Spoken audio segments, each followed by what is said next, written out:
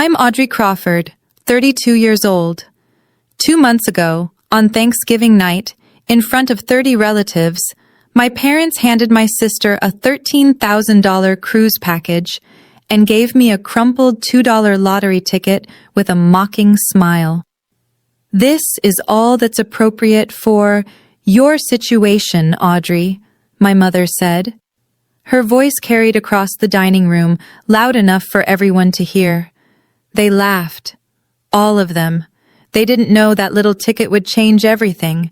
$100 million changes everything. But not in the way you might think. Before I tell you this story, if you find it compelling, please take a moment to like and subscribe, but only if you genuinely want to come along for this ride. And let me know where you're watching from, what time it is there. I always love knowing where my new friends are tuning in from around the world. Now, let me take you back 2 months ago, to Thanksgiving night.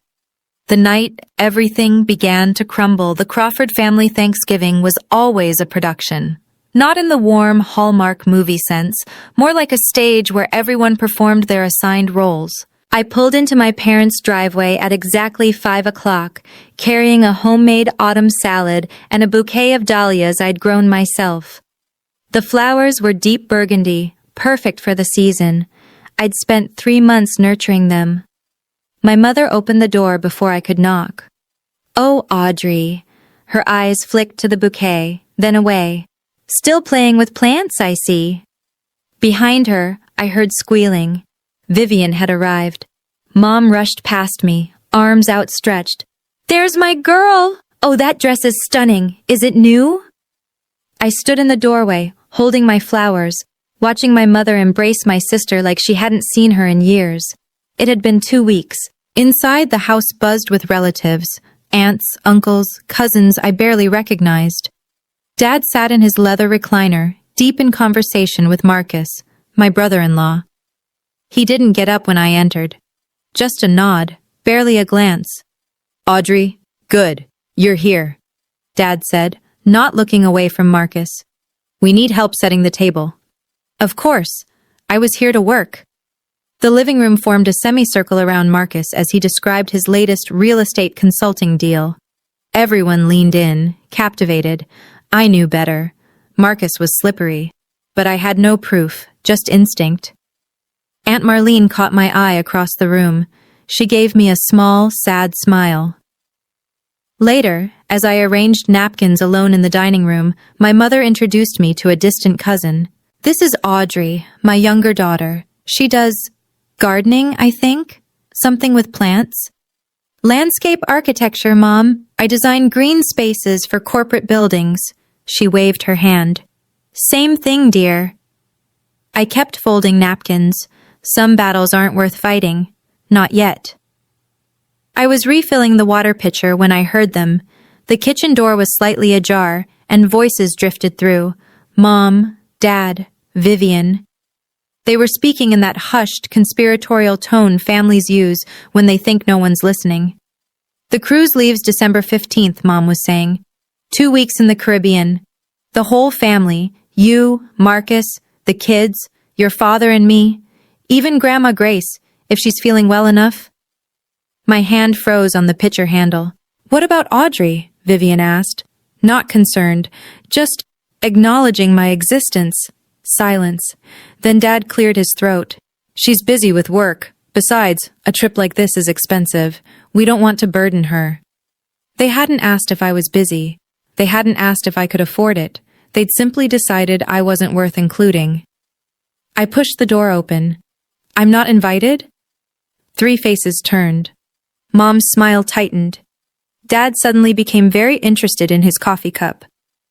"Sweetheart," Mom started, "this trip is to celebrate Marcus's promotion. It's really more of a family thing," I finished. "It's not about you, Audrey," Vivian said, her voice honeyed. "We just didn't think you'd be interested. You're always so independent." Independent, the word they used when they meant outsider. I was about to respond when I noticed movement behind me. Grandma Grace stood in the hallway, her frail hand gripping her walker. Her eyes met mine, sharp, knowing, filled with something I couldn't quite read. She reached out and squeezed my hand, said nothing. But in that silence, I felt seen. "Audrey, help your grandmother sit down," Mom instructed, already steering Grandma away. She shouldn't be standing so long. Before she disappeared around the corner, Grandma Grace looked back at me. Her lips moved silently. "Call Thomas Smith this week." I didn't understand, but I would. Soon I would understand everything. The dining room fell silent when Dad stood up, tapping his wine glass with a fork. "Before we eat, I want to take a moment to thank everyone for being here." He smiled, the practiced smile of a man who'd spent his life selling used cars. Family is everything. 30 people nodded in agreement. I counted. 30 witnesses to what came next. This year, Patricia and I wanted to do something special for our daughters. He gestured grandly toward Vivian. "Vivian, sweetheart, come here." Vivian glided forward, all grace and designer heels. Mom handed her a thick envelope, beaming. "For you and Marcus and the kids, a 14-day Caribbean cruise, first class." The room erupted. Applause, gasps of delight. Vivian burst into tears. The pretty kind, the kind that photograph well. "Oh my God, thank you!" She threw her arms around both parents. "This is too much." $13,000. I'd seen the itinerary on Mom's computer last month. I wasn't supposed to, but I had. Then Mom turned to me. The applause faded. The room grew quiet. "Audrey, honey, come here." I walked forward on wooden legs. She pressed a thin envelope into my hands. Inside was a single slip of paper. A lottery ticket. Mega Millions. $2. "This is what suits your situation, dear." Mom's smile didn't reach her eyes. "Who knows? Maybe luck will find you." Someone snickered. Then someone else. Marcus leaned back in his chair, smirking. "Luck's a long shot when you don't have brains to back it up." Laughter rippled through the room. Vivian covered her mouth, giggling. "Oh, that's so cute, Mom. Maybe she'll win $5. I stared at the ticket in my hand. My face burned, but somewhere deeper something shifted, cracked, broke free. I smiled. "Thank you, Mom. I'm sure this will be exactly what I deserve." No one noticed the edge in my voice, but I did. The laughter was still echoing when a voice cut through. "Gerald, Patricia, this is not right." Everyone turned. Grandma Grace stood at the edge of the room, her small frame trembling with the effort of standing without her walker. Her voice was thin, but it carried. "You cannot treat Audrey this way. Not in front of everyone. Not ever." The silence that followed was different from before, heavier, uncomfortable. No one had expected the family matriarch to speak. Dad's jaw tightened. "Mother, please." "I am not finished." But Mom was already moving, her heels clicking against the hardwood. She wrapped an arm around Grandma Grace with practiced efficiency. "You're tired, Mom. Let me take you to lie down." "Patricia, I'm not." "The doctor said you need rest. Come on." I watched, helpless, as my mother guided my grandmother toward the guest room. Grandma Grace looked back at me over her shoulder. Our eyes met. She nodded. Once, deliberately. Then her gaze shifted, just slightly, toward her old leather handbag sitting on the armchair by the window, the one she always carried, the one no one was ever allowed to touch. The door closed behind them. The room exhaled. Conversations resumed. The moment passed like it had never happened. But I saw Aunt Marlene watching me from across the room. Her face was pale. She looked like she wanted to say something, then thought better of it. I excused myself to the bathroom, locked the door, stared at my reflection. The lottery ticket was still crumpled in my fist. $2. That's what they thought I was worth. But Grandma had said something. Thomas Smith, a lawyer. Why would my grandmother, who had no lawsuits, no legal troubles, want me to call a lawyer? I didn't know yet. But something told me I was about to find out. It was nearly midnight when I started cleaning up, alone, as usual. Most guests had left. Vivian and Marcus had retreated to the living room to plan their cruise wardrobe. My parents were seeing off the last relatives. I was gathering dishes from Dad's study when I saw them. Papers, scattered across his desk like he'd left in a hurry, bills with red overdue stamps, a letter from a collection agency, and beneath it all, a document that made my blood run cold, a loan agreement, signed by my father, co-signed by Marcus Pierce, $180,000. The interest rate was predatory, the kind you only see from people who operate in shadows. My hands were shaking as I flipped to the next page. It was worse. Collateral documents for Grandma Grace's house. The house where she'd lived for 50 years. The house where my mother grew up. The house that was supposed to be Grandma's until she passed. There was her signature, shaky, uneven, dated from 6 months ago. The same month she'd fallen and spent 2 weeks hospitalized, drugged up on pain medication. They'd made her sign when she wasn't herself. I pulled out my phone. My heart was pounding so hard I could hear it in my ears. I photographed everything, page after page.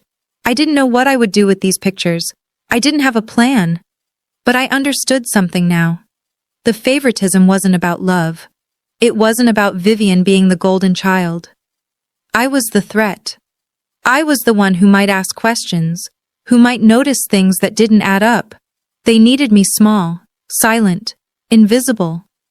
That's why I got a $2 lottery ticket. I slipped out the back door, photos saved, mind racing. For the first time in my life, I wasn't going to stay quiet. 1 week after Thanksgiving, I called Aunt Marlene. She picked up on the second ring. Audrey? Aunt Marlene, I need to ask you something. What is it, honey? Is Dad in serious debt? Silence. Long. Heavy. You know something, don't you? I pressed. How did you find out? I saw papers, at the house, a loan agreement with Marcus. Audrey, her voice dropped to a whisper. Don't talk about this on the phone. Why not? Because there are things you don't know yet. About Marcus. About your father. My grip tightened on the phone. What things? Not here. Not like this. Meet me Saturday. The coffee shop on Elm Street. 2 o'clock. Aunt Marlene, please. And Audrey? She hesitated. Don't trust anything Marcus tells you. He's not who he pretends to be. The line went dead. I sat in my apartment staring at the lottery ticket on my kitchen counter. I'd forgotten about it since Thanksgiving. It had been sitting there, crumpled and ignored, like me. Maybe it was time to check the numbers. I pulled up the Mega Millions app, entered the numbers, watched the little loading wheel spin. The first number matched. My heart skipped. The second number matched. I stopped breathing. Third, fourth, fifth, all 6. I refreshed the app. Same result. I went to the official website. Same numbers. Same result. $100 million. I didn't scream. I didn't cry. I just sat there, perfectly still, for what felt like hours. Then I did the first thing that came to mind. I Googled, lottery winner, what to do first. And then I remembered Grandma Grace's words. Thomas Smith. It was time to make that call. I didn't tell anyone. Not a single soul. For 3 days, I walked through my life like a ghost wearing human skin. I went to work, answered emails, smiled at clients, all while carrying a secret worth 9 figures in my pocket. Every time my phone buzzed with a message from Mom or Vivian, I felt nothing. The number in my bank account, once it cleared, would be larger than anything they could imagine. But that wasn't what consumed me. It was the power. Not over them, over myself. For 32 years, I'd been the invisible one, the afterthought, the gardener. Now I had options they couldn't take away. I didn't call my parents. I didn't call Vivian. I didn't post on social media or buy a sports car or do any of the things lottery winners are supposed to do. Instead, I called Thomas Smith. Miss Crawford? His voice was warm but professional. Your grandmother said you might reach out. She told me to call you. I don't know why. Perhaps you should come to my office. There are some matters we need to discuss. About the lottery? A pause. You've won something? $100 million. Another pause, longer this time. Then we definitely need to talk. But Ms. Crawford, the matters your grandmother wanted me to discuss with you existed before any lottery. They're about her estate and her house. My stomach dropped. What about her house? It's better if I show you in person. Can you come tomorrow? Yes. And Ms. Crawford? Don't mention this call to anyone in your family. Not yet. I hung up, stared at my reflection in the dark phone screen. The lottery ticket had given me money, but Thomas Smith was about to give me something far more valuable. The truth. Thomas Smith's office smelled like old books and expensive leather. He was older than I'd expected, early 60s with silver hair and kind eyes behind wire-rimmed glasses, the kind of lawyer who still believed in doing things right. Please, sit. He gestured to a chair across from his mahogany desk. I sat. What did my grandmother want you to tell me? He slid a folder across the desk. 10 years ago, your grandmother established a trust fund, in your name. A trust fund? $500,000. The room tilted. What? I never knew. She wanted it that way. She was afraid. Afraid of what? Thomas's expression softened. Afraid your mother would find a way to take it from you. I opened the folder with trembling hands. Legal documents, bank statements, all of it real. There's more, he said gently. The house, your grandmother's house. I saw the papers. My father cashed it in. He nodded. The deed was signed 6 months ago, the day after your grandmother was hospitalized. She was on heavy pain medication, barely coherent. I felt sick. That's fraud. Potentially. The signature is shaky. The timeline is suspicious. But proving coercion is difficult without witnesses. She didn't know what she was signing? I don't believe she did. He leaned forward. Ms. Crawford, your father owes Marcus Pierce $180,000. The house was collateral. If he defaults, Marcus gets the property. The pieces clicked into place. The favoritism, the exclusion, the $2 lottery ticket. I was never meant to find out. What can I do? What can? With your resources now, you have options. We can challenge the deed. We can pay off the debt and remove the lien. We can protect your grandmother.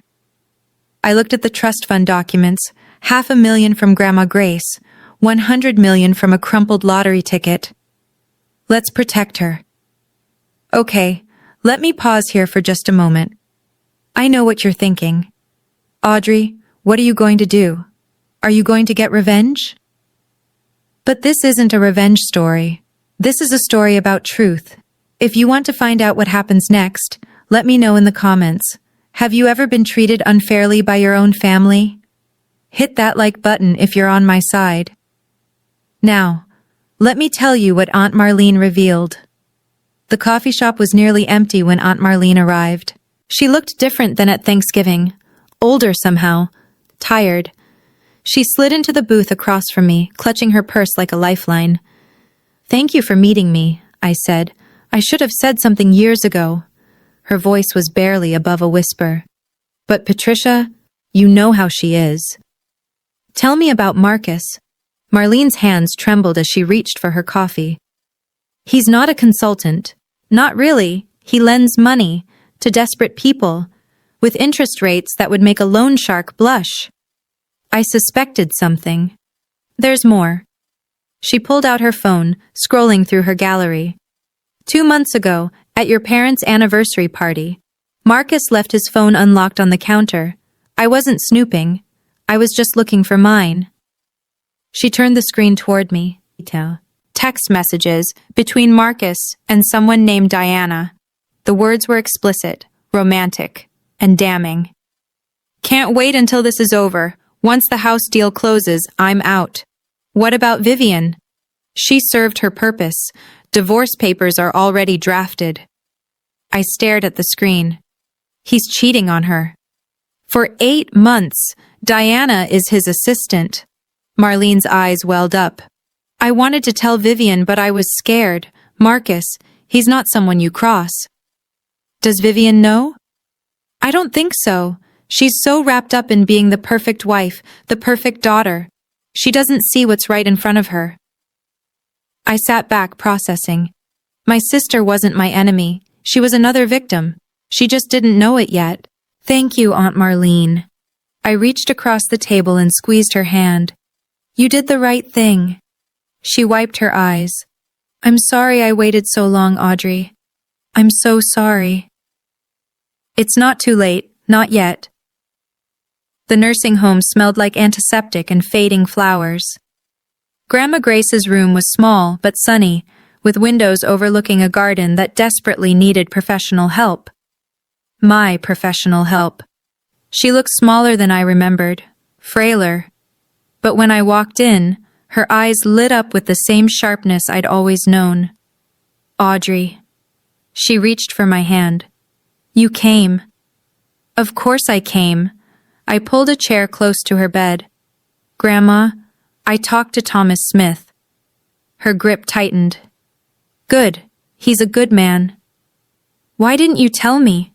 About the trust? Because your mother would have found a way to take it. Her voice was firm despite its weakness. You were the only one who never asked me for anything, never expected anything. That's how I knew you were the one who deserved it. Tears burned my eyes. Grandma. And the house, she continued. They made me sign papers. I don't remember it clearly. Everything was foggy. I was in pain. I know. Thomas explained. We're going to fix it. She studied my face. There's something else. Something you're not telling me. I hesitated. Then I told her about the lottery. The $100 million. The ticket her own daughter had given me as a joke. Grandma Grace laughed. Actually laughed. A sound like rustling paper. Karma, she whispered. I always believed in karma. I'm going to buy back your house, I said. I'm going to make sure you can live there again, whatever it takes. Her hand found my cheek. I don't need you to take revenge on anyone, Audrey. I just need you to be free, to protect what matters. I will. Promise me something. Anything. Don't become like them. Don't let the money change who you are. I kissed her forehead. I promise. Some promises are easy to make. This one I intended to keep. 2 weeks after Thanksgiving. The Crawford family gathered again, this time for a bon voyage dinner before the big cruise. I was invited, not as a guest, as help. Audrey, can you arrange the centerpieces? You're good with plants.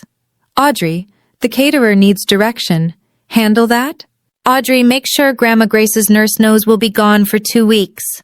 I did it all with a smile. Played my part. The quiet, dutiful daughter they expected.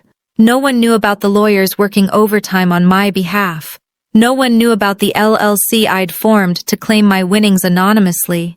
No one knew that in 3 weeks, I'd be worth more than everyone in this room combined. The dinner was a parade of self-congratulation. Marcus held court, describing the cruise activities, snorkeling in Barbados, fine dining at the captain's table, spa treatments for Vivian. Too bad you couldn't join us, Audrey, Vivian said, not sounding sorry at all. But someone needs to water Mom's orchids. I don't mind, I smiled. I hope you all have an amazing time. Dad clapped Marcus on the shoulder. This guy, best thing that ever happened to this family. Marcus caught my eye. His smile didn't reach his pupils. Cold, calculating, like he was assessing a business asset. Hey, Audrey. He leaned closer, voice dripping condescension. Buy any more lottery tickets? Maybe you'll win $5 next time. The table laughed. I let them. You never know, I said pleasantly. Luck has a way of surprising people. Mom raised her glass. To family, to fortune, to the Crawfords. Everyone drank. I raised my water glass and took a small sip. 12 days. In 12 days, They would be in the middle of the Caribbean, and I would be ready. The morning they left for the cruise, I stayed home. "You're not coming to see us off?" Mom had asked the night before, her voice carrying that familiar note of accusation disguised as disappointment. "I have a client meeting. Big project," she'd sniffed. "Always work with you." Always work, as if I had any other choice, as if they'd ever offered me anything else. I spent departure day in Thomas Smith's office, finalizing the paperwork for my LLC.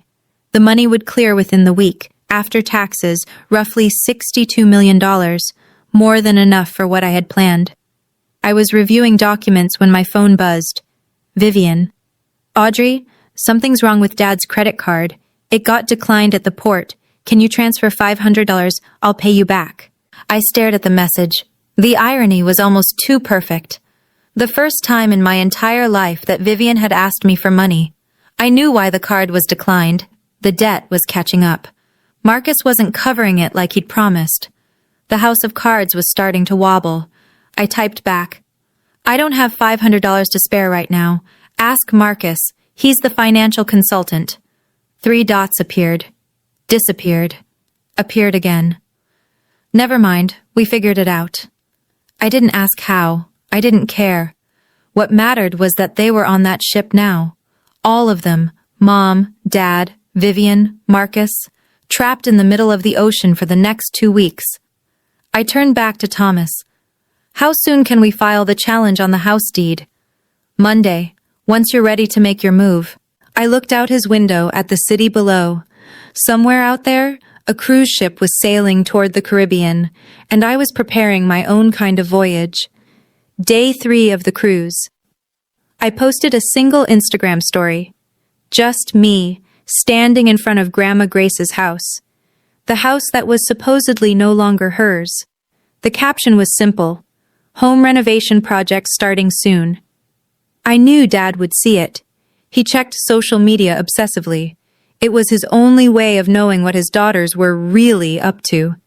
The same day, the local news ran a story. Mega Millions Jackpot claimed. Winner remains anonymous. The ticket had been purchased at a convenience store 3 miles from the Crawford family home. I didn't plant that detail. The universe just has a sense of humor sometimes. Aunt Marlene, bless her heart, mentioned it in the family group chat. "Did anyone hear about the lottery winner? Someone from our area won $100 million. They bought the ticket at that little Quick Mart on Henderson Avenue. The one where Mom had bought my $2 ticket." The chat exploded. Cousins speculating. Uncle Barry making jokes about retirement. Then, a private message from Mom. "Audrey, that lottery ticket I gave you for Thanksgiving, you still have it, right?" I waited an hour before responding. Let her sweat. "Yes, Mom. I still have it. Why?" "Just curious. No reason." That emoji. She never used emojis unless she was nervous. An hour later, my phone started buzzing. One call, then another, then another. Mom, Dad, Vivian, Marcus. I let them all go to voicemail. By evening, I had 43 missed calls. By midnight, 79. The messages ranged from casual, "Hey, sweetie, just checking in," to frantic, "Audrey, please call us back. This is urgent." I turned my phone face down on the nightstand. Tomorrow I would call them, but on my terms, and with an audience. 79 missed calls. I counted them twice to make sure. The voicemails were a masterclass in emotional manipulation. Mom, attempt 1. "Audrey, honey, it's Mom. Just wanted to hear your voice. Call me when you get a chance." Mom, attempt 7. "Audrey, this is important. Please call back." Mom, attempt 15. "I don't know why you're ignoring us. This isn't like you." Dad, attempt 3. "Audrey, it's your father. We need to talk. Family business." Vivian, attempt 5. "Audrey, seriously, what's going on? Mom is freaking out." And then Marcus, his voice smooth as ever. "Audrey, I think we should discuss some investment opportunities. Family helping family, you know. Give me a call." I sat in my new apartment, a rental I'd secured the week before, nothing fancy, just mine, and listened to every single message. Let their desperation wash over me like waves. They weren't worried about me. They were worried about the money. I texted Thomas Smith, "Is everything in place?" His reply, "Ready when you are." I opened the family group chat and typed a single message. "I'll video call tonight at 8 p.m. EST. Everyone needs to be present. There's something important I need to share." Within seconds, confirmations flooded in. Mom, "Of course, sweetie, we'll all be there." Dad, "Looking forward to it, kiddo." Vivian, "Can't wait." Marcus sent a thumbs up emoji. They thought they'd won. They thought I was going to announce my lottery winnings and then, what, hand them a check? Ask for their guidance? They had no idea what was coming. I spent the rest of the afternoon preparing, organizing documents, rehearsing what I would say. This wasn't revenge. This was truth. And the truth, as they say, shall set you free. At exactly 8 o'clock, I clicked join call. Their faces filled my laptop screen, crowded together in what looked like the ship's lounge, tropical sunset visible through the windows behind them. "Audrey," Mom's voice was sugary sweet. "There's our girl. We miss you so much, honey. We really wish you were here with us," Dad added. The sincerity was almost convincing. Vivian waved from behind them. "Hi, sis. You look good. Have you been doing something different with your hair?" They'd never once commented on my hair. Marcus sat slightly apart, arms crossed, watching me with that calculating gaze. "Audrey, good to see you." "Thank you all for making time," I said calmly. "I know you're busy enjoying your vacation." "Family comes first," Mom declared. "Always." Interesting choice of words. "So," Dad leaned forward, "we heard some interesting news. Something about a lottery ticket?" I didn't flinch. "Yes, I won." The silence was deafening, then everyone spoke at once. "Oh my God! That's incredible! How much?" "Audrey, congratulations!" I let them exhaust themselves. When the chatter died down, I spoke again. $100 million. Mom's hand flew to her chest. Dad's mouth opened and closed like a fish. Vivian looked like she might faint. Marcus recovered first. "Audrey, that's life-changing money. You're going to need help managing that. Investments, tax strategies, asset protection." "I have a lawyer," I interrupted. "Sure, but a family member who understands finance." "Marcus," my voice was steady, "before we talk about money, there are some things this family needs to know." His smile flickered. "What kind of things?" "The truth." I shared my screen. "Let me show you." The first document appeared, the loan agreement with Marcus's signature, and everything changed. "This," I said, "is a loan agreement between my father and Marcus. $180,000 at 32% interest." Dad's face went white. "Where did you—" "And this," I continued, clicking to the next document, "is the deed to Grandma Grace's house, signed over as collateral, dated the same week she was hospitalized, barely conscious from pain medication." Mom's mouth opened. No sound came out. "That signature is shaky because Grandma didn't know what she was signing. My lawyer has medical records confirming she was heavily medicated. This could be considered fraud." "Audrey, this is family business," Dad started. "I'm not finished." I clicked again. This time screenshots filled the screen. Text messages between Marcus and Diana, explicit, unmistakable. These are messages between Marcus and his assistant Diana. They've been seeing each other for 8 months. Vivian's face crumpled. "What?" "Once the house deal closes, I'm out," I read aloud. "She served her purpose. Divorce papers are already drafted." "That's not—" Marcus stood up, his chair scraping against the floor. "Those are fabricated. She's lying." "Am I?" I looked directly at my sister. "Vivian, ask him. Look at his face and ask him." Vivian turned to Marcus. Her voice was barely a whisper. "Marcus?" He didn't answer. He grabbed his phone and walked out of frame. Mom started crying. Dad just sat there, stunned. "Here's what's going to happen," I said quietly. "I'm using my money to pay off the loan and clear the lien on Grandma's house. The deed will be transferred back to her, legally protected. None of you will have any claim to it." "Audrey," Dad pleaded, "we're family. Family doesn't steal from 90-year-old women." I kept my voice level. "And I'm not done." "Okay, I know a lot of you are screaming yes at your screens right now. But hold on, the story isn't over yet. If you've ever dreamed of saying the things I just said to your own family, smash that like button. And if you want to know what happened to Marcus next, oh, karma wasn't finished with him, keep watching. Because what happened after that call? Even I didn't see it coming. I ended the call before anyone could respond. The last thing I saw was chaos, Vivian crying, Mom shouting something I couldn't hear, Dad sitting motionless with his head in his hands. Marcus was nowhere to be seen. My apartment was silent, just me and the fading sunset through the window. I'd imagined this moment for weeks. I thought I'd feel triumph, victory, vindication. Instead, I felt hollow, tired, like I'd just run a marathon I hadn't trained for. My phone exploded within seconds. Calls, texts, voicemails. I turned it to silent and set it face down. Then a knock at my door. I tensed.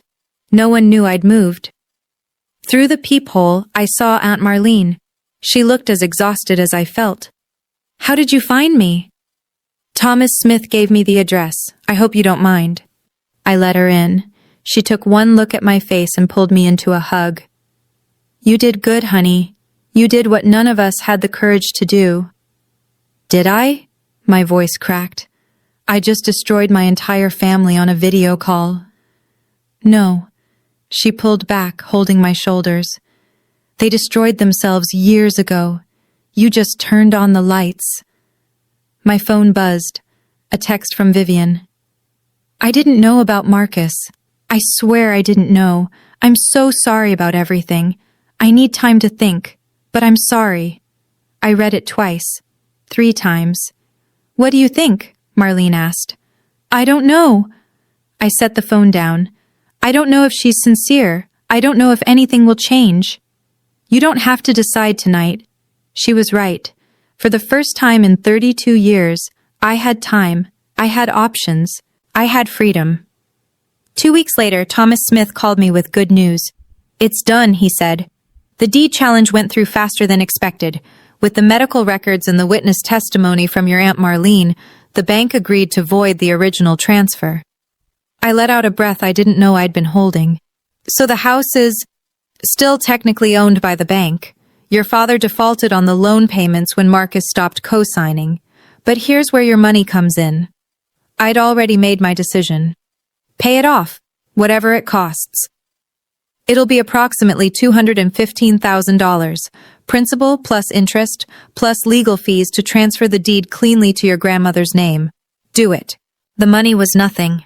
A rounding error compared to what I had now.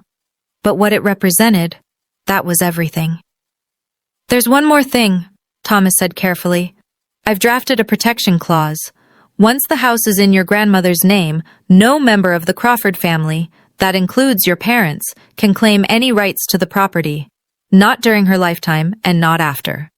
And after she passes? It goes to you, per her original wishes, before any of this happened." I thought about that crumpled lottery ticket, the mocking smile on my mother's face. $2 to get rid of the inconvenient daughter. "One more clause," I said.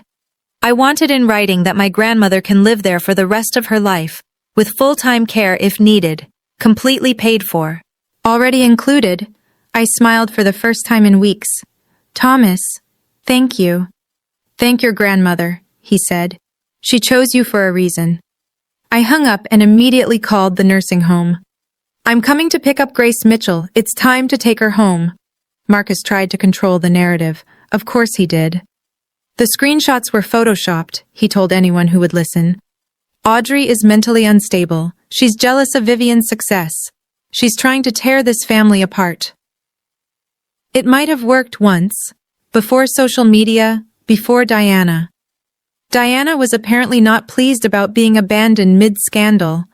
3 days after the video call, she went nuclear. Instagram, Facebook, Twitter, every platform. Photos of them together, restaurant receipts, hotel bookings, intimate messages that made the ones I'd shared look tame, and her own video statement, mascara-streaked and furious. Marcus Pierce is a liar and a fraud, she declared to her 300 followers, a number that multiplied by thousands within hours. He told me he loved me. He told me he was leaving his wife, and now he's trying to pretend I don't exist. Vivian filed for divorce before the cruise ship docked. But Diana wasn't the only one with grievances. Within a week, 2 of Marcus's business associates came forward to the state attorney general's office with complaints about predatory lending practices. The interest rates he'd been charging weren't just unethical, they were illegal in 3 states. I didn't lift a finger. I didn't have to. The dominoes fell on their own. Dad declared bankruptcy the following month. The car repair shop he'd owned for 30 years? Gone. Liquidated to pay debts that had been accumulating long before I found those papers.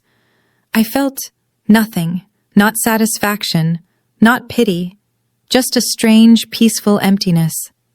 Karma, Grandma Grace said when I told her, sitting in her own living room for the first time in a year.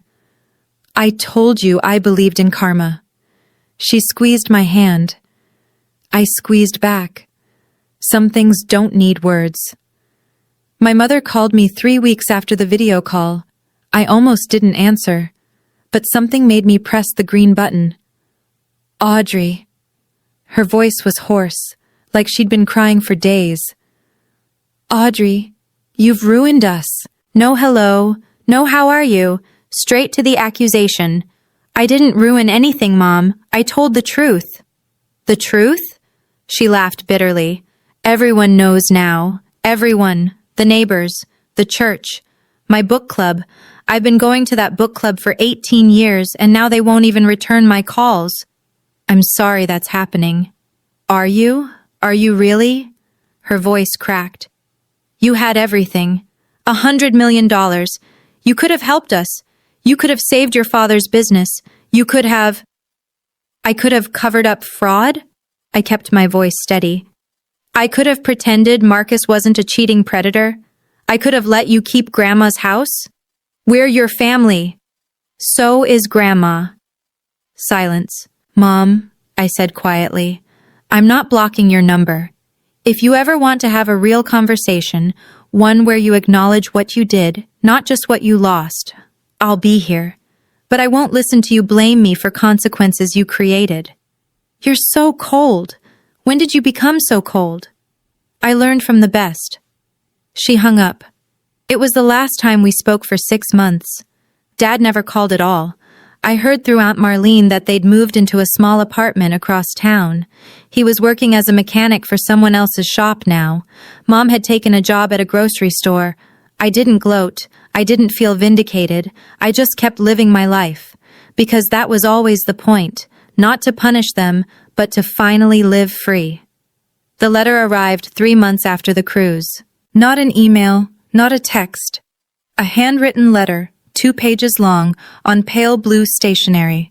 My sister's looping cursive, which I hadn't seen since she wrote me notes in middle school. Dear Audrey, I don't know how to start this, so I'll just start. I'm sorry. Not because I want money from you. Not because I'm trying to get back on your good side. I'm sorry because I should have said it years ago and I didn't. I knew Marcus had problems. I didn't know about Diana, but I knew something was wrong. I ignored it because admitting it meant admitting my whole life was a lie.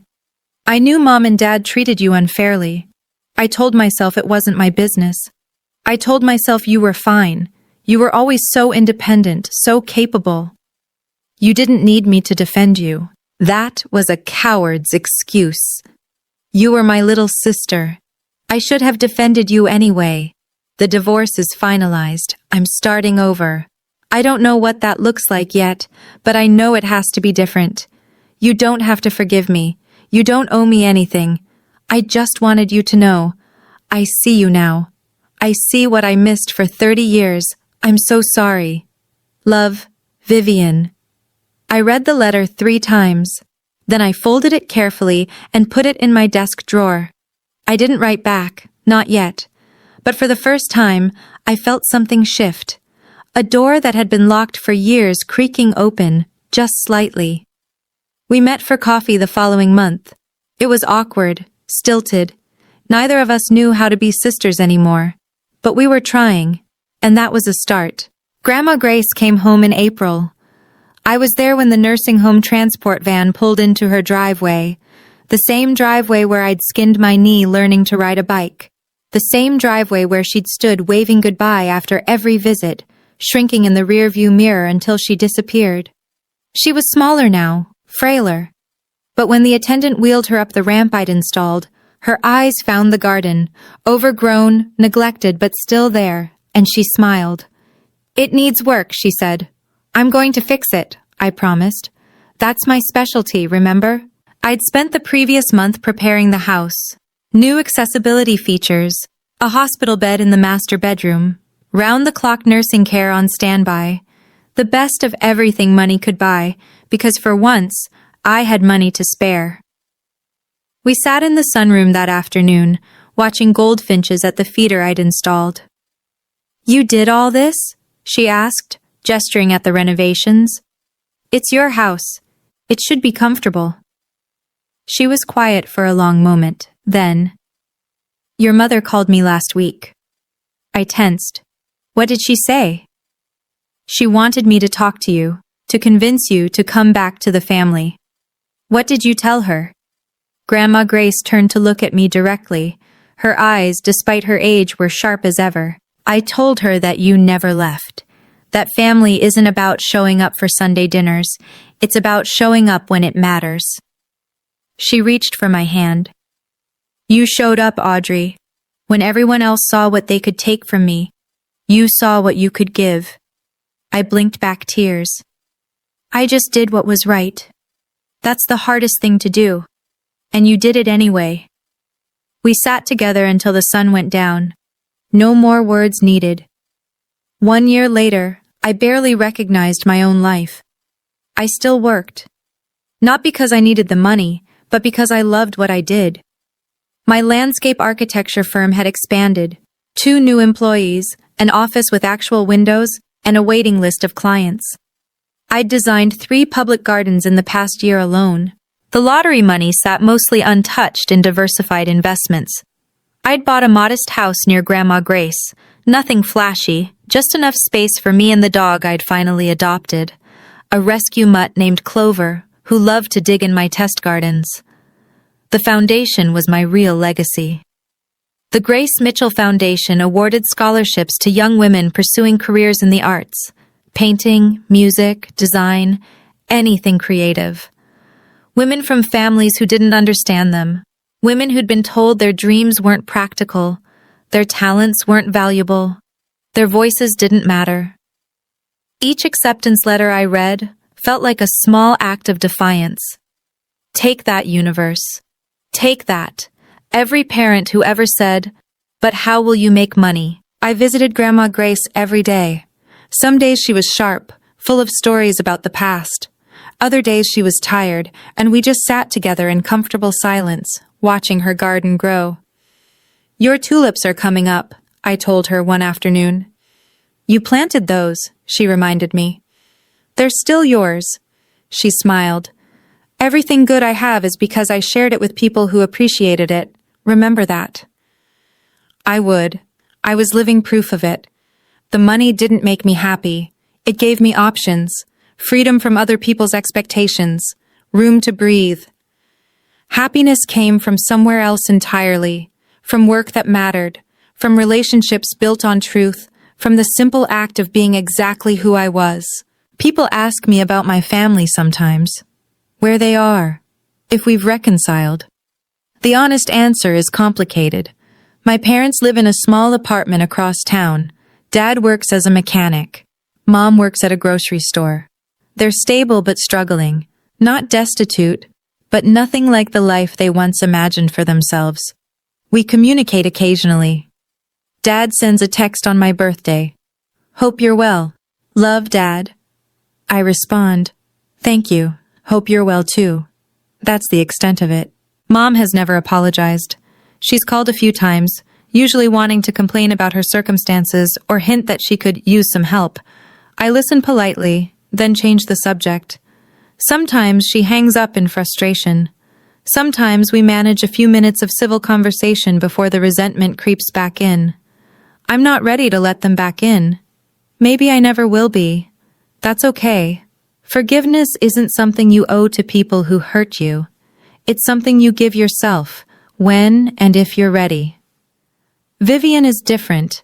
We've had coffee together 6 times now, lunch twice.